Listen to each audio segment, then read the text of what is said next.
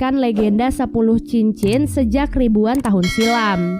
Konon katanya pemilik 10 cincin itu akan memiliki kekuatan yang luar biasa serta dijanjikan keabadian. Seorang pria bernama Wen Wu adalah lelaki beruntung yang berhasil mengumpulkan ke-10 cincin tersebut.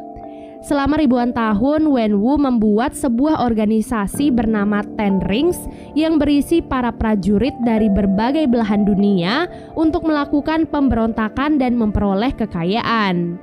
Sampai akhirnya di tahun 1996, Wen Wu merasa tertarik dengan sebuah desa bernama Desa Talo.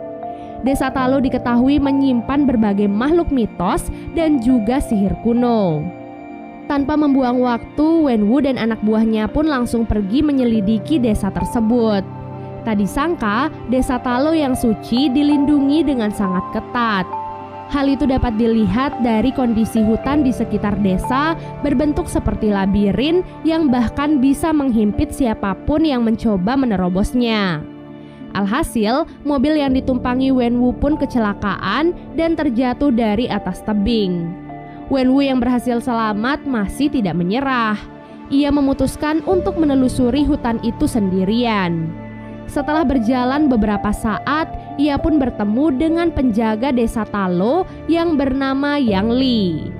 Dengan 10 cincin yang dimilikinya, Wen Wu yakin bahwa ia bisa mengalahkan Yang Li dengan mudah. Namun nyatanya Yang Li ditugaskan sebagai penjaga desa bukan tanpa alasan. Ia merupakan seorang prajurit yang sangat tangguh sehingga untuk pertama kalinya Wen Wu berhasil dikalahkan. Tak diduga hal itu pun membuat Wen Wu terpikat akan kecantikan dan kekuatan Yang Li. Karena cinta mereka ternyata tak mendapatkan restu dari tetua desa, Yang Li pun terpaksa harus meninggalkan tanah kelahirannya dan hidup normal bersama Wen Wu. Tak hanya itu, Wen Wu juga rela melepaskan ke-10 cincinnya dan juga organisasinya agar ia dan Yang Li bisa hidup dengan damai. Dari pernikahan itu, mereka pun dikaruniai 2 orang anak, yaitu Shang-Chi dan Xialing. Pada suatu hari, Yang Li menceritakan tentang naga dari desa Talo yang sudah memberikannya kekuatan. Setelah itu, ia pun memberikan sebuah kalung untuk Shang-Chi dan Xialing sebagai hadiah. Ia pun berpesan, kapanpun Shang-Chi merasa tersesat, maka kalung itu akan menuntun jalan untuknya. Keluarga kecil itu hidup bahagia dan damai. Sampai suatu ketika, sebuah kelompok bernama Iron Gang, musuh bebuyutan The Rings dahulu, datang ke rumah mereka saat Wen Wu sedang keluar. Shang-Chi yang masih kecil tak bisa berbuat apapun ketika Iron Gang datang dan membunuh ibunya.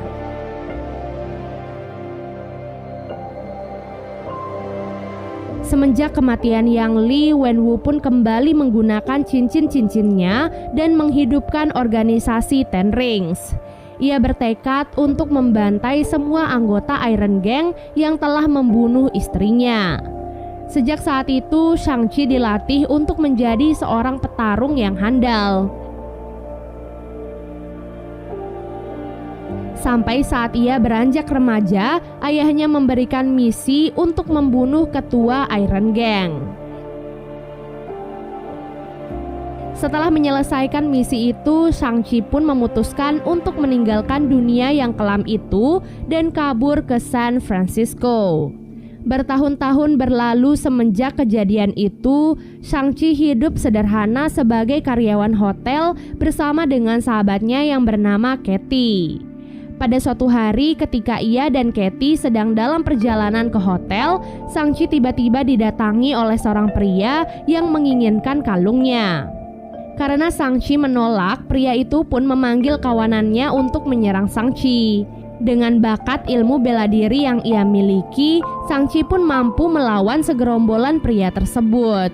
Aksi pertarungan yang mendebarkan itu pun direkam langsung oleh seseorang yang juga berada di dalam bis. Setelah berhasil mengalahkan beberapa orang, seorang pria misterius yang duduk di kursi belakang tiba-tiba bangun dan langsung mengeluarkan senjata dari tangannya. Dari penampilan pria itu, Shang-Chi tahu betul bahwa mereka adalah bagian dari Ten Rings yang diutus oleh ayahnya.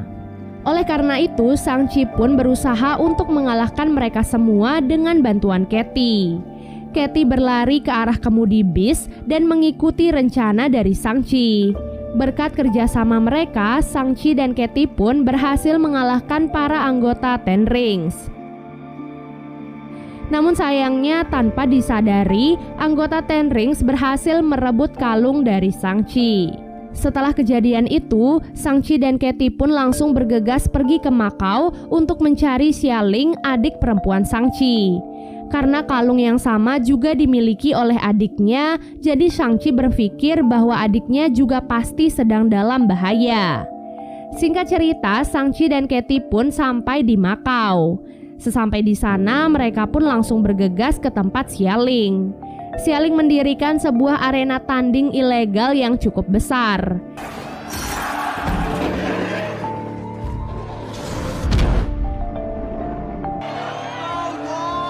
Di sana, Shang-Chi pun dipaksa untuk bertanding melawan Xialing. Mengapa demikian? Jadi dahulu saat Shang-Chi meninggalkan rumah, ia sempat berjanji akan kembali dalam 3 hari. Namun kenyataannya ia malah kabur dan meninggalkan Xialing bersama ayah mereka. Hal itu pun membuat Xialing marah pada kakaknya karena telah meninggalkannya. Setelah pertarungan itu, Shang-Chi pun menceritakan kejadian yang sudah menimpanya. Namun Xialing memintanya untuk tidak perlu khawatir karena ia bisa menjaga dirinya.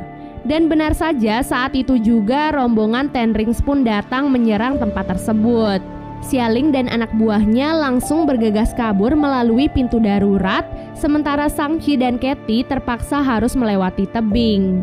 Saat Shang-Chi melawan anggota Ten Rings, Katie yang tidak bisa bela diri pun hanya bisa pasrah saat tubuhnya hampir saja jatuh dari ketinggian. Namun beruntungnya Xialing dengan sigap langsung menangkap tubuh Katie. Meskipun awalnya pertarungan kedua kubu itu cukup imbang, namun pada akhirnya Wenwu pun datang ke tempat itu dan langsung menghentikan pertarungan. Setelah itu, Shang-Chi, Xialing, dan Katie pun langsung dibawa ke markas Ten Rings. Sesampai di markas, Shang-Chi dan yang lainnya pun makan malam bersama. Semenjak kematian istrinya, Wenwu diketahui kembali menggali kisah tentang desa Talo. Dari penelitiannya, ia menemukan bahwa di desa Talo terdapat sebuah gerbang misterius. Wenwu mengaku bahwa akhir-akhir ini ia terus mendengar suara Yang Li yang meminta Wenwu untuk membebaskannya dari gerbang tersebut. Nah, karena Shang-Chi dan Xialing tidak percaya pada perkataan ayahnya, maka Wenwu pun menunjukkan bukti dengan menggunakan kedua kalung dan patung naga. Setelah memasang kedua kalung itu di mata sang naga, semburan air pun tiba-tiba muncul dan membentuk sebuah peta letak gerbang misterius. Jadi inilah alasan mengapa Wenwu kembali mengumpulkan anak-anaknya agar mereka bisa membantunya.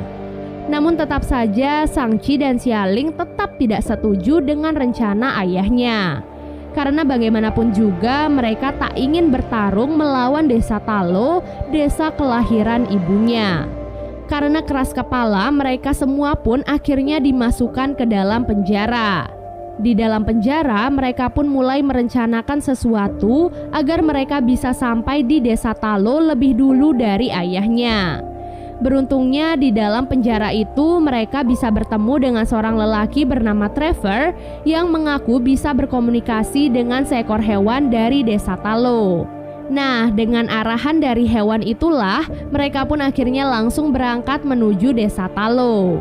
Mereka pun melewati hutan labirin hingga sampai di depan pintu gerbang desa Talo.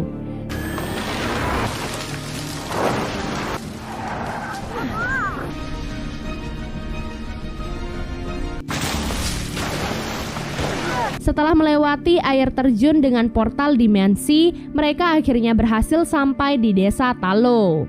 Desa Talo dipenuhi oleh makhluk-makhluk mitologi yang sudah berada di sana selama berabad-abad. Di sana, Sangchi dan yang lainnya pun disambut oleh para penduduk desa, terutama kakak perempuan dari ibu mereka yang bernama Bibi Nan. Setelah itu, Nan pun menceritakan tentang gerbang kejahatan yang sebelumnya dibicarakan oleh ayah Sangchi. Gerbang itu sebenarnya adalah penjara untuk makhluk mitologi kuno yang sangat kejam dan berniat menghancurkan semesta. Nah, para penduduk Talo adalah orang-orang terpilih yang dipercaya untuk menjaga gerbang tersebut. Namun kini ayah Sangchi telah terpengaruh oleh makhluk di sana dengan berpura-pura sebagai Yang Li. Makhluk itu tahu bahwa dengan kekuatan 10 cincin, ayah Sangchi pasti bisa membebaskannya. Untuk itu, Bibi Nan meminta mereka semua untuk bersiaga dan menghentikan ayah Sangchi. Karena tahu bahwa anak-anaknya pasti akan datang ke desa Talo, jadi sebelum meninggalkan desa, Yang Li sempat menitipkan sesuatu untuk mereka. Hadiah dari Yang Li untuk anak-anaknya ternyata adalah sepasang baju khas desa Talo. Sebelum peperangan dimulai, Sangchi, Xialing, dan Katie pun berlatih bela diri ala desa Talo. Keesokan harinya, rombongan Ten Rings dan Wenwu pun tiba di desa Talo. Tak ingin membuang waktu, Wenwu pun langsung memerintahkan anak buahnya untuk berperang. Dalam peperangan itu, Sangchi harus berhadapan langsung dengan ayahnya. Wenwu merasa kecewa karena putranya yang ia latih kini malah menggunakan kekuatannya untuk membunuhnya.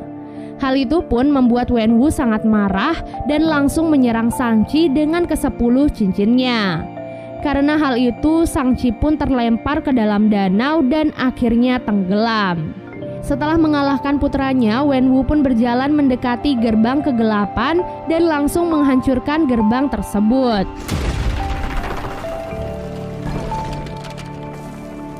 Satu persatu burung-burung penghisap jiwa pun mulai terbebas. Sebelum makhluk mengerikan lainnya keluar, Bibi Nan pun menginstruksikan kepada para anggota Ten Rings untuk bersatu dengan mereka. Setelah melihat keganasan burung itu, para anggota Ten Rings pun akhirnya memutuskan untuk bergabung dengan pasukan desa Talo. Burung-burung penghisap jiwa pun mulai semakin banyak. Mereka memburu jiwa-jiwa manusia untuk diberikan pada makhluk di dalam gerbang. Di mana jika makhluk itu mendapatkan jiwa yang lebih banyak, maka makhluk itu akan semakin kuat. Sementara Sangchi yang tenggelam di dalam danau tiba-tiba teringat pada cerita-cerita ibunya semasa ia kecil. Dahulu ibunya sering bercerita tentang naga desa Talo yang merupakan bagian dari Sangchi. Hal itu pun berhasil membuat Sangchi sadar dan langsung dihampiri oleh naga desa Talo. Alhasil, Sangchi pun naik ke punggung naga Talo dan langsung naik ke permukaan. Dengan kekuatannya, naga itu pun memakan burung-burung penghisap jiwa dengan ganas. Setelah itu, Sangchi pun pergi menghentikan ayahnya. Pertarungan di antara keduanya pun tak bisa terhindarkan. Pada pertarungan kali ini, Sangchi pun menyadari bahwa dirinya ternyata bisa mengendalikan serangan 10 cincin.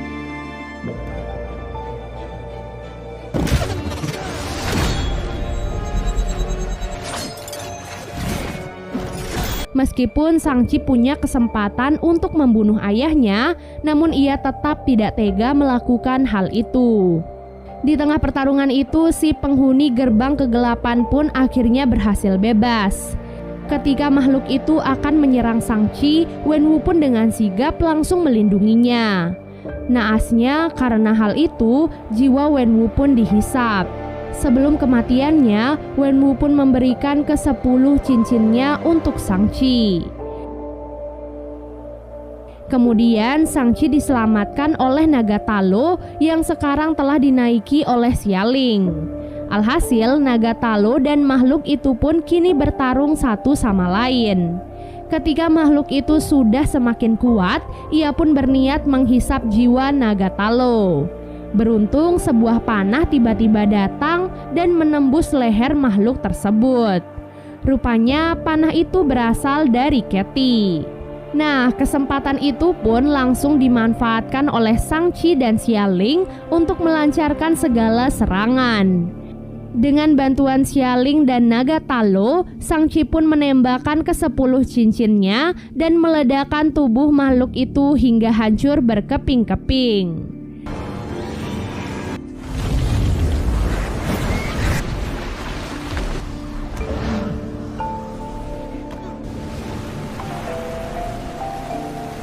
Setelah peperangan itu, Shang-Chi dan yang lainnya pun melakukan prosesi penghormatan untuk orang-orang yang gugur pada peperangan. Jadi itu dia ya guys, alur cerita Shang-Chi and the Legend of Ten Rings.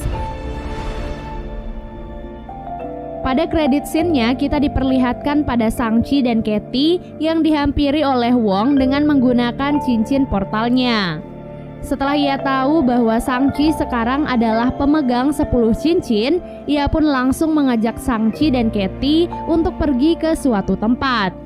Setelah itu, Shang-Chi dan Katie pun diperkenalkan pada Bruce dan Carol.